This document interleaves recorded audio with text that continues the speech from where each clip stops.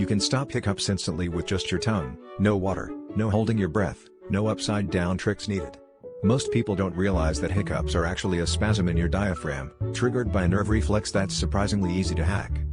Instead of waiting it out or trying bizarre remedies, press the tip of your tongue firmly against the roof of your mouth. This simple move sends a powerful signal through your vagus nerve, which is responsible for regulating the spasm causing your hiccups. Now, here's the counterintuitive part: while holding your tongue in place, swallow as hard as you can.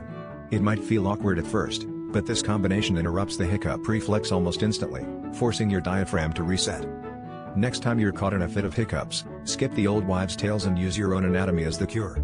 Your body has the built-in tool to silence hiccups on command, you just have to know how to use it.